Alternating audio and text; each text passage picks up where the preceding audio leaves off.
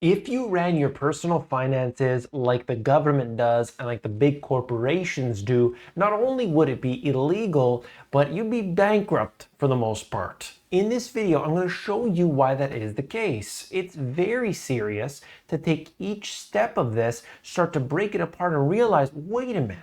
Something's going on and it looks like I'm getting the short end of the stick. I'm going to explain all of that to you right here and now. My name is David Quintieri, and what I do is take all of that craziness, all of that financial wizardry, and I give you the truth. That's what we're here today for, and I want to begin by taking a look at none other than Neil Kashkari from the Fed. In the 7 or 8 years I've been on the FOMC, this is the most uncertain time we've had in terms of understanding underlying inflation dynamics. I'm having to let the inflation guide me. It may be we have to go north of 6%. I want you to think about the devastation that this would cause to not only not cut interest rates this year in 2023 as the market expects, but to go well beyond where they are today into 6%. Now, this is something the market has not priced in. The market believes, investors believe, that interest rates will be cut. So that's how everything is behaving today. And why in the world would there be a cut? Maybe there's something we don't know about. Is there a crisis on hand? Is deflation on deck? What do you think? Is that what's next to come? Or are we just going to go higher and higher and higher at a certain point? You tell me. I want to know what you think. In this part here, we're going to talk about the debt limit and what's happening with the national debt. I want to talk about the corporate side as well. And I want to give you some information about the entire system as a whole, debt as money, and why we've gone into some very let's call it sticky issues.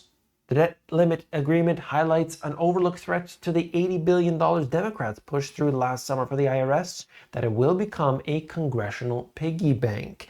9.5 months after the money was handed over to the agency, lawmakers are taking a quarter of it back in order to stave off budget cuts to unrelated domestic programs.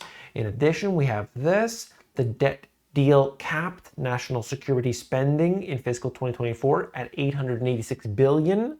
And it says right here that unfunded priorities are going to be essentially cut down, and that leaves $16 billion worth of them that wouldn't get tacked on. And basically saying, hey, we don't get to expand the military as much as we did before. I found that unusual, and they're going to have to do that through another method, because you know that they are never going to cut back on military overall. You could see this in connection with that, with jobs. U.S. employers boosting their hiring in May, but labor market is losing steam. So what we do have, what we know for certain, is that you look at people, Americans are actually not getting hired, and the large percentage of that total was foreign workers. So you could see what's happening here. Money goes to the military, money goes to people who are the foreign workers, and I'm not saying anything against that. I'm simply telling you the economic aspects here. What's happening? Well, the money that you are paying on your tax dollars potentially isn't going to the right places. You've got debt that needs to be paid back because of the interest rates at these levels, and the circumstances are getting very iffy. And what's going on right now is that more money is being used to pay the debt than that entire defense budget. Paying the interest on the debt, I mean, it's crazy to think about what's happening. The system that was set up in order to control you, and it's only getting worse from this point. And Neil Kashkari is trying to tell you that they might even have to go higher. We'll see what happens. In this next part of the video, we're going to talk about another aspect I find interesting, and I know you will too. We're talking about the Treasury cash pile slumped to match 2015 low during the debt cap saga. U.S. has used up more than 90% of its authorized special measures. So they're going right into the end here as this debt deal is passed, and basically saying the Treasury cash pile That's like their operating budget. If you were to do that, you'd be in trouble. You'd be redlining it. But they can do whatever they want. They don't have to use generally accepted accounting principles. They can push things off forevermore. And how are stocks taking it? Well, it depends on the stocks you're looking at. How the value trade has been smoked by the AI frenzy. Cheap stocks lagging behind growth in big reversal from 2022. So what was the growth trade has now been thrown out because the belief is that interest rates will be cut. So stocks like Nvidia are performing extremely well. All these other ones, Palantir, all these other ones that are, have any relevance to artificial intelligence, even if the company could be, I don't know, digging up rocks. But if they say we're going to incorporate AI for that machine, well, then the company's going to do well. That's where we're at today. And I saw a lot of that in early to mid 2020, where things were just so unusual. And I told people, you buy the biggest bunch of garbage you can, and it's going to do well. One of those stocks for a very short period was the bankruptcy that holds basically everything related to the bankruptcy of Blockbuster Video. Do you remember Blockbuster Video? How about Be Kind, Please Rewind? Does anybody know? Am I dating myself here? We're talking about things that are just unbelievable. That stock went up like, I think it was something like 1,500% in a matter of a couple days because it was garbage. People were buying that up. We're starting to see, not that Nvidia is garbage or any of these other companies are garbage. What I'm saying is it doesn't matter. People are buying because of speculation. And you get that in these unusual times. And usually that signals a bubble. But stock investors would say otherwise. I mean, we are, with all of this, I mean, it's very unusual to see the state that we are currently in. Investors who earned easy money with high-risk bonds invented after the financial crisis are being forced to accept the rules have changed. They may not get paid. These are AT1 bonds, perpetual bonds. 5 years before the option to repay was triggered. In the past, investors got their money back and banks replaced the bonds with new ones, but some are changing tack. This is just showing us that over this while, we've seen some problems. Earlier this year, Credit Suisse near collapse prompted a Swiss government-backed rescue that wiped out the bonds of billions of dollars of these AT1 bonds, stunning investors and pushing up the cost for other banks wanting to sell their own. This would be considered like a bail-in, not depositors, but of course the bondholders. They're saying, hey, wait a minute, why do I gotta lose money?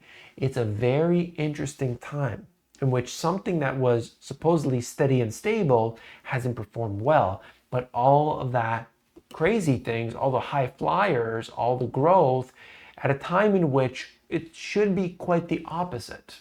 You would think that the steady and stable things would do well, or at least reasonably well, but that's what you get when you tell everybody, don't worry, everything's going to be A-okay. And this is where we get to right now. Federal Reserve officials whose hike, skip, or pause messaging on interest rates has become a high-stakes word puzzle for investors, seem ready to end the U.S. Central Bank's run of 10 straight increases later this month, while leaving the door open to future rise in borrowing costs. So basically saying the economy is doing all right, things are okay, inflation has come down, we are going to stop interest rate hikes. That's what the investors are saying. That's what the market's saying. And some people in the Federal Reserve have said that. They say they want to leave interest rates at this level here. I don't think there's anybody on the FOMC that is suggesting cuts this year. I don't think there's even one person. But the market is basically saying, you're going to give us what we want. Is that really the case? I really don't know, but we'll see what happens. My opinion on this is that they are going to do what is necessary to create a crisis. Because if there's one thing that the Federal Reserve does real good, I think it's to create these crises out of the boom bust cycles. And we didn't really get much of that. Even in 2020, wasn't hard enough. Stocks went down by what, 20 to 30%. The Federal Reserve likes to do more damage. They want to create a lot of inflation. They did a great job of that, but still, interest rates too low to actually stop inflation. Inflation is hotter than we have seen it in our lifetimes, for the most part, for most people.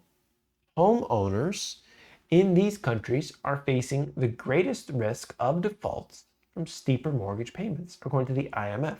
And I want to ask you right now, who are the two countries I'm about to name?